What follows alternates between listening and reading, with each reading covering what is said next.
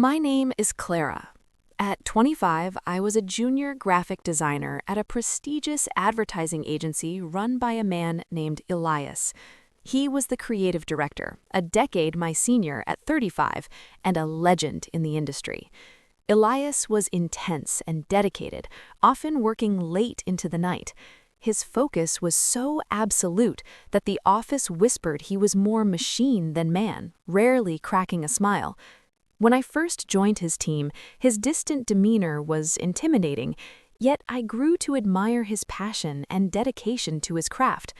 My desk was positioned just outside his glass-walled office, and I often felt invisible as he strode past, lost in thought. But one rainy Friday evening, that changed. I had stayed behind to perfect a presentation, and Elias emerged from his office.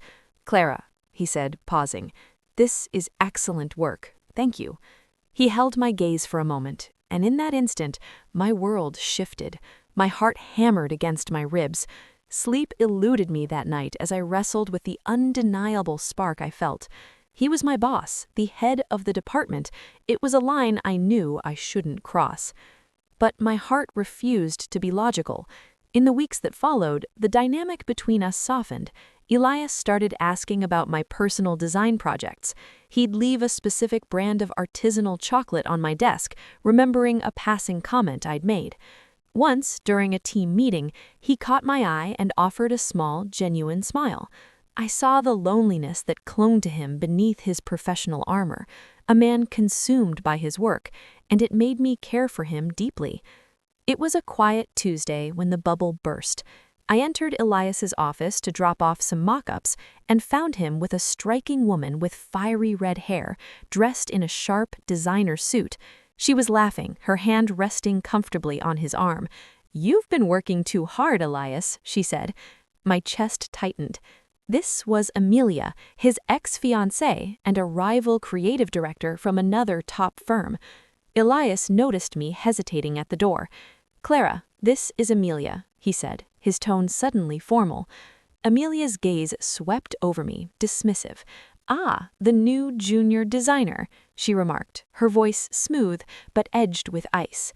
For the next week, Amelia was a constant presence. They had long lunches and our project check-ins were forgotten. Elias grew distant again, and he said nothing when Amelia treated my contributions in meetings as trivial afterthoughts. One evening, I passed his office and heard their voices. "We were an unstoppable team, Elias," Amelia was saying. "We can have that again." A long silence followed. Then Elias replied softly, "Maybe you're right." My heart shattered. I fled the office, tears blurring the city lights as I hurried home. That weekend, I polished my resume and started applying for new jobs. On Monday, I walked in with my resignation mentally prepared. But Elias looked exhausted, his usual energy gone. That evening, long after everyone else had left, he found me at my desk. "Clara, I need to tell you something," he began. "Amelia wants to get back together." "I see," I said, my voice barely a whisper, my heart aching. "No, you don't," he countered, stepping closer. "It's not what I want. Amelia fell in love with my success, with the idea of a power couple. She never saw the real me." He looked at me, his eyes full of a raw vulnerability I had never seen. "But you do. You see when I'm struggling. You celebrate the small wins with me. I have feelings for you, Clara. Real feelings. I know this is complicated. I'm your boss, and I don't want you to feel pressured." I didn't give him an answer that night. A few weeks later, Elias arranged for my transfer to a sister agency under a different creative director, with a significant promotion and a salary to match. He said he wanted us to build something on equal footing. With that barrier gone, I said yes. We started dating, and it was a revelation. We were partners in every sense. A year later, we were married. I was 27 and deeply in love. Life settled into a comfortable rhythm. He was a kind and devoted husband. I focused on my work and our home. My wardrobe shifted to comfortable, practical clothes, and makeup became a thing of the past. Then, a new intern, a bright young woman named Maya, joined Elias's team. She was vibrant, stylish, and incredibly talented.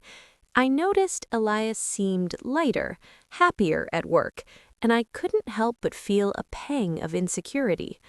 One afternoon, I dropped by his office to surprise him for lunch. I found him in a deep, animated conversation with Maya at his desk, and then I saw it. The sleek, minimalist watch on her wrist. It was a designer piece, a model almost identical to the one Amelia had famously worn. In that moment, I knew. Elias wasn't being unfaithful, but he was still a man who appreciated beauty and style.